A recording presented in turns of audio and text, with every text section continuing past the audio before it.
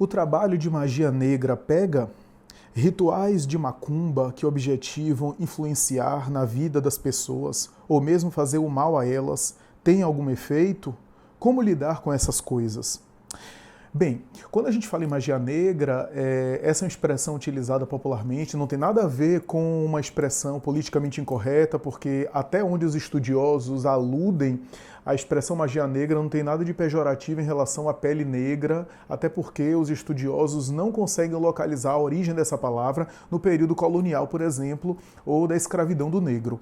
Então a expressão magia negra não refere à epiderme de alguém, nem tem uma conotação racista, embora a expressão, mas tem uma alusão a negro no sentido de sombrio, de escuro, de treva, ou seja, de ausência de claridade, não necessariamente de algo relacionado à epiderme, à etnia ou às questões raciais, né? Agora, a expressão macumba, que é utilizada na pergunta, é uma expressão que alude ao uso de uma palavra que invariavelmente foi usada de maneira pejorativa. Na verdade, macumba é uma expressão que tanto é um instrumento de percussão de origem africana, como alude de uma maneira discriminatória e preconceituosa a rituais religiosos e que quando essa palavra é usada, normalmente é usada de uma forma negativa, de uma maneira assim, um pouco debochada, mas eu entendi a pergunta. Por macumba aqui, a pessoa está perguntando no sentido das oferendas religiosas de origem africana, de matriz africana, né, com uma conotação ou com uma prática africanista, né, de tradição africana, né. Essas oferendas religiosas não são necessariamente oferendas religiosas ligadas ao mal ou com objetivos maléficos, mas há alguns realmente com propósitos e negociações com o mundo espiritual negativas, né? Em verdade, os rituais de magia negra não são, apesar de algumas pessoas acharem, não são exclusivos de algumas práticas africanistas, né? A quimbanda, algumas práticas que têm origem na Umbanda, no Candomblé e assim por diante, porque as variações são muito grandes e o sincretismo religioso são muito grandes, mas nem todas as manifestações são de natureza maléfica, e essas práticas maléficas não necessariamente são dessas instituições religiosas, mas às vezes são derivações ou inspiradas, porque a princípio, em tese, as práticas do Candomblé e da Umbanda não visam necessariamente o mal. Mas, como em toda prática religiosa, como em toda atividade religiosa, nós temos seres humanos utilizando a prática religiosa e, embora às vezes a mensagem divina ou o código de conduta da matriz religiosa, seja ela qual for, é de natureza superior, as mãos que as movimentam e aplicam na Terra são mãos humanas. E naturalmente que assim acontece, seja com práticas africanistas, seja com práticas cristãs, com atividades cristãs e assim por diante. Na verdade, a chamada magia negra vem de muitas práticas de assírios, caldeus, babilônios, egípcios, persas. A gente tem referências na literatura apontando para isso. Na obra de Emmanuel, nós vemos nos seus romances históricos, especialmente aqui há 2000 anos e 50 anos depois, indivíduos ligados à prática da feitiçaria e da bruxaria recebendo clientes que eram, na verdade, sensíveis, paranormais, para fazerem trabalhos voltados ao mal, em alguns momentos para prejudicar pessoas, inimigos, cujos serviços eram pagos, né, eram remunerados, utilizando as forças paranormais e as forças espirituais, as faculdades mediúnicas. O médium é uma antena. E é claro que, a depender do seu propósito e do seu objetivo, ele se vincula e se liga a outras mentes. Se o seu propósito é positivo, é saudável, é espiritualmente elevado, ele acaba se identificando, se sintonizando com almas afins a ele, que alimentam esses mesmos propósitos, espíritos bons e assim por diante. Se o propósito dele é ganancioso, é ambicioso, materialista, é egóico, é claro que ele se liga a entidades que têm esse mesmo prazer e que se interessam pelo tema, desejam a mesma coisa e que vão, de alguma forma, corresponder aos seus interesses e ao seu desejo. Então, se eu for responder aqui de maneira bastante sucinta e econômica, eu diria que sim, trabalho de magia negra pode pegar. Trabalho de magia negra pega, pode pegar. Mas aí eu vou explicar aqui uma coisa. Não pega conforme a ignorância popular tem acreditado e tem atribuído esse poder a esse trabalho, a esses trabalhos de magia negra. Pega, pega.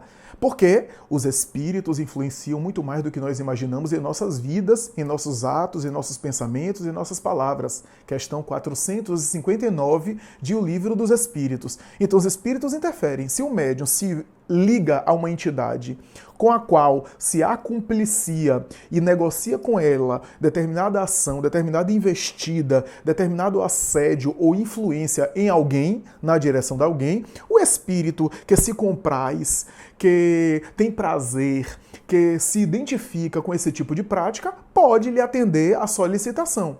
E atendendo à solicitação, vai na direção da pessoa e pode lhe perturbar a existência, pode lhe azucrinar a existência, pode lhe influenciar? Sim, claro que sim. Mas a primeira ressalva que a gente faz é a seguinte: não tem esse poder que atribui, porque os espíritos influenciam nossas vidas, mas eles não determinam as nossas vidas. Se alguém quiser fazer um trabalho de magia negra contra mim, por exemplo, e se eu não der o campo e as defesas magnéticas minhas, defesas morais minhas estiverem muito bem fortalecidas, em outras palavras, se eu for uma pessoa saudável, e não estou falando aqui de santo, estou falando de uma pessoa saudável, uma pessoa equilibrada, uma pessoa que cultiva o bem, que cultiva bons propósitos, eu vou ter defesas espirituais e magnéticas e essas entidades não vão conseguir me influenciar para me levar a perturbação necessariamente. A não ser que se trata de uma situação onde eu esteja em prova e aquela influência espiritual esteja naturalmente permitida pelo mundo espiritual superior para eu passar por uma prova. Então, a pessoa que fez o trabalho contra mim foi só um instrumento para eu passar por uma prova, embora ele se responsabilize pelo mal que ele está fazendo, porque aquela prova eu poderia ter passado de uma outra forma sem ele precisar fazer um trabalho. Mas, se eu, via de regra, genericamente falando, estiver guarnecido moralmente, eu não dou campo, porque as entidades espirituais influenciam muito a gente. Mas nós autorizamos essa sintonia, essa conexão, quando entramos na faixa sintônica, na faixa negativa delas, no caso das entidades negativas, né? Na faixa negativa. O que significa dizer, se alguém quiser me perturbar, por exemplo, espiritualmente, para me levar ao uso de droga, um drogadito, ou se alguém, por exemplo, quiser me levar a uma vida sexualmente desorganizada, um sexólatra no além, viveu para o vício, para a compulsão sexual, para uma vida promíscua, uma vida de prostituição, chegou no mundo espiritual e aí se associa a mim e começa a me influenciar. Se eu não tiver essa tendência, se eu não alimentar esse mesmo desejo, ou se aquilo for uma fraqueza em mim, se aquilo for uma sensibilidade em mim, que causa uma certa tentação em mim, mas que eu resisto a essa tentação, o espírito não encontra campo para atuar sobre mim. O que significa dizer o seguinte: se eu não tiver a tendência, ele nem vai conseguir ressonância. Se eu tiver a tendência, se eu tiver aquele desejo, ele vai conseguir a ressonância, mas se eu conseguir resistir à tentação, o espírito não vai encontrar campo no meu mundo mental. Agora, o que a gente precisa aqui acrescentar é que se a pessoa estiver cultivando vícios, cultivando perturbações, o espírito perturbador encontra campo em mim e pode me influenciar a ponto, às vezes, até de me manipular e de me induzir. Isso é possível, perfeitamente possível. Mas aí vem o raciocínio. Se eu cultivo vícios, se eu tenho uma vida moral desorganizada, não precisa ninguém fazer trabalho contra mim. Eu mesmo já estou atraindo. Eu mesmo já estou sintonizado com espíritos perturbadores que estão me perturbando.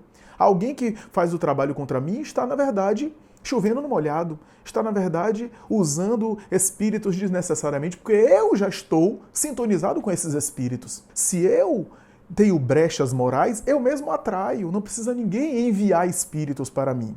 Os espíritos influenciam? Influenciam, mas não tem essa força, esse poder que eles dizem ter. Allan Kardec chega a dizer que não é, no entanto, através da bênção, através do exorcismo, através da água benta, essas coisas, ou através de algum ritual material que os espíritos inferiores vão se afastar de nós. Porque os espíritos desencarnados, a não ser que seja muito ignorante e que tenha uma espécie de crendice, de superstição com aquele ritual, mas tirando isso, os espíritos não são influenciados por ações materiais, por atitudes materiais. O que é que acontece? Eles não se sensibilizam com isso, eles riem. Agora, a nossa moralidade, a nossa conduta, os nossos bons propósitos, aquilo que a gente alimenta por dentro de nós, isso influencia os espíritos a ponto de eles, os maus, não terem acesso em nós e os bons estarem em conexão conosco. Agora, a questão do trabalho espiritual envolve outras coisas que normalmente não se fala. Primeiro, se o médium se acumplicia, se envolve com a entidade inferior que vai fazer um trabalho para ele, se é uma entidade inferior, não é uma entidade desinteressada. Aí vai o outro lado da moeda, porque a gente só fala na vítima do trabalho espiritual e naquele que produz o trabalho espiritual, aquele que faz o trabalho espiritual. Esse é o que sofre mais danos, é o mais prejudicado de todos. Porque um espírito, se eu sou médium, um espírito que vai atender o meu pedido, o meu desejo, vai fazer mal a alguém, se é um espírito inferior, ele não faz as coisas de maneira desinteressada. Somente os espíritos bons, as entidades nobres, fazem o bem pelo bem, sem esperar retribuição de nada, desinteressadamente. Essas entidades inferiores, eles não fazem nada de graça. Eles vão querer o contrapeso, eles vão querer a reciprocidade, eles vão querer a coisa em troca. Se são entidades muito ligadas à terra, muito ignorantes, eles aceitam as oferendas de coisas vitais que eles podem usufruir. Sangue de animais, daí essas práticas, né? Comida, flores, animais mortos, frutos, que eles sugam a vitalidade dessas coisas vivas a ponto de se sentir ainda como se estivesse no corpo físico, embora não tenha corpo físico. É a semelhança de um drogado em crise de abstinência que, de alguma forma, sentindo o cheiro, por exemplo, ou se acumpliciando com algo que lhe pareça, dá a sensação de ele estar usufruindo vício, porque o espírito saiu do corpo pela morte, perdeu o corpo, mas não perdeu o vício, e o vício continua na mente. Sem o corpo, ele tem também necessidades e crises de abstinência. Então, ele pode se usufruir, como é o espírito muito terreno, dessas coisas. Mas, ainda que ele se dê por satisfeito a essas oferendas, se forma um laço, um vínculo de favor entre o médium e essa entidade. E, acredite, um vício. Porque se ele é satisfeito nisso, quando a entidade é satisfeita, porque às vezes ele quer mais. Se ele é satisfeito nisso, se forma uma relação ali viciada, um vínculo, digamos assim, de corrupção, em que a entidade vai querer mais, vai querer ser mais alimentada, vai querer ser mais viciada naquelas oferendas. E aí? E como é que fica? E se a entidade não se der por satisfeita, ela pode mais tarde cobrar os serviços, querer mais coisa. Quando o médium desencarnar, o que é que vai acontecer? Esse médium vai ser recebido por uma entidade dessa, que vai cobrar. Eu fiz tanto por você quando você estava no corpo, agora que você veio aqui, faça alguma coisa por mim. Vai estabelecer uma relação ali de dívida. Olha como a coisa é complicada. E aí se estabelece um vínculo desnecessário. Ademais, mesmo no mundo físico, se eu sou médium e chamo uma entidade para fazer trabalho comigo, eu me vinculo a essa entidade e não tenho necessariamente mais tarde o poder de expulsar essa entidade, porque foi eu mesmo que chamei. Como é que depois expulsa? E se essa entidade quiser ficar me vampirizando? Se essa entidade quiser ficar continuando recebendo oferendas minhas toda hora, ou serviços meus, ou a contraparte que ela acha que ela não foi paga? Olha que coisa complicada. Que coisa complicada. Então a gente tem muitos problemas nesse sentido. Ademais, há um outro aspecto dessa problemática. Há situações, eu conheço um caso de situação em que o espírito que sugeriu ao médium um trabalho negativo e em contrapartida o espírito receberia uma oferenda. Começou assim, o espírito, na verdade, induzindo o médium ao erro, obsidiando o médium. O médium fez isso, gostou, foi remunerado pelo trabalho, começou ali uma prática mediúnica inadequada e sabe o que aconteceu? O médium é que ficou obsidiando o desencarnado. O desencarnado não era de natureza superior a ponto de se desvencilhar.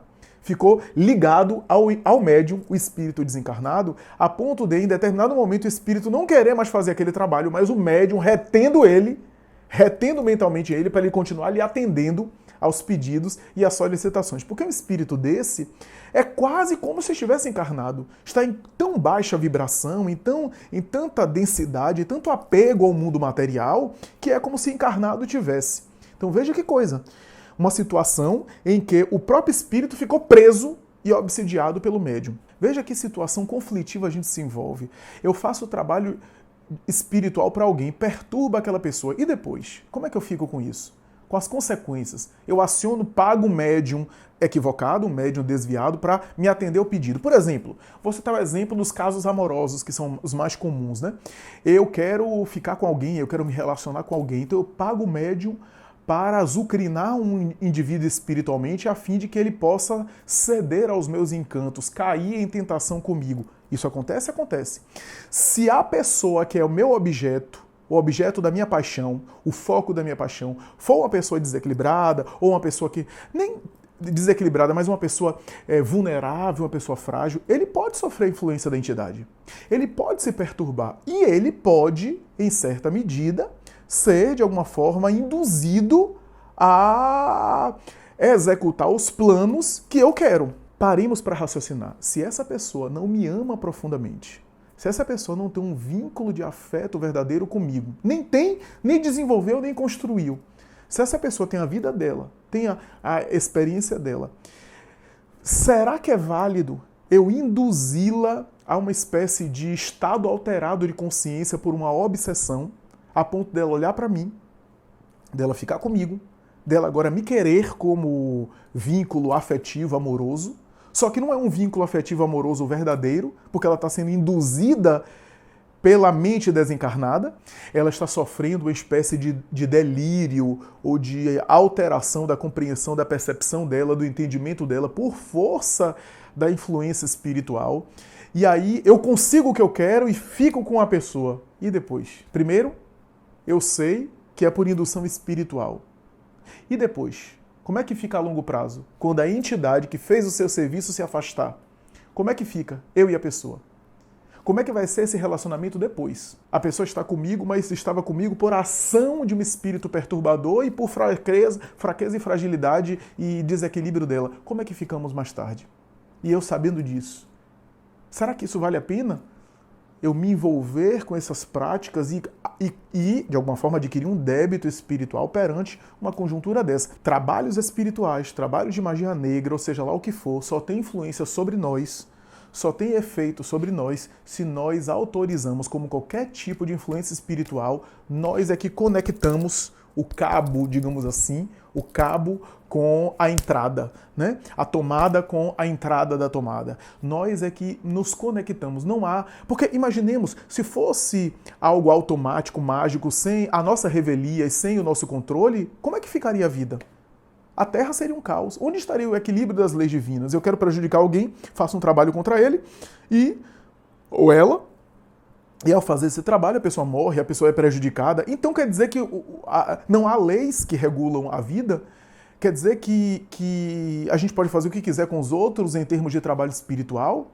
Em termos de trabalhos espirituais? Então não há um equilíbrio nas leis? Então as ocorrências a respeito das pessoas estão nas mãos de espíritos maus, de espíritos perturbadores, que podem o tempo todo prejudicar todo mundo assim, ao bel prazer? Então se eu quiser prejudicar alguém, é só fazer um trabalho contra essa pessoa e prejudico e assim se vai? Onde está a lógica disso? Onde está a coerência disso? Onde está a harmonia da lei divina sobre isso? Então não é também assim, dessa forma, como é colocado na cultura popular, na cultura geral. Então, eu quero concluir dizendo o seguinte: o mais importante de defender você espiritualmente de qualquer coisa, seja trabalho espiritual, seja espíritos que o tempo todo estão tentando nos perturbar, é óbvio, o melhor é a prece.